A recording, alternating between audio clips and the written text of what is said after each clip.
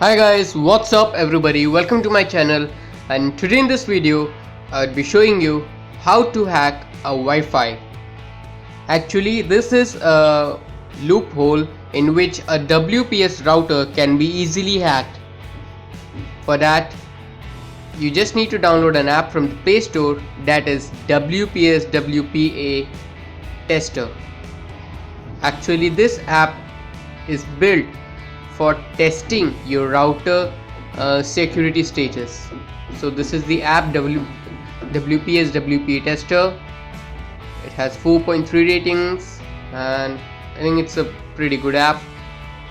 So for using this app you do not need to root your phone, right? And if you have a rooted phone you get the benefit of it. That means that you can actually look at the password of the Wi-Fi router. But if you don't have a rooted phone, you have a non-rooted phone, that means you cannot look at the password, but the app would connect you to the Wi-Fi network. So this app works for just a WPS router, and it has been pretty good to me for many days, and it's working. So I have already installed this app. There's an update for this, so let's update it.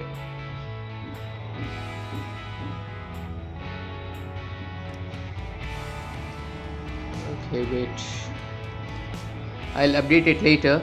So first of all let me show this app to you. Okay, you need to agree this. Agree. Okay, root not found, but still we can connect through this app. So then you need to click this refresh icon, and then it would automatically scan for Wi-Fi's. So these are the Wi-Fi networks around my home. So you see these Wi-Fi networks with the green logo. Yeah, these Wi-Fi networks can be easily hacked, but before that, this network can be hacked, but it would take a lot of time. This network is probably not compatible because the router is new, and the new the new pins, the new WPS pin is not been updated to this app. For that I just showed you the update on this app, right? So if you update the app, if you download the latest version of this app, you can even crack the Wi-Fi passwords of the latest WPS routers.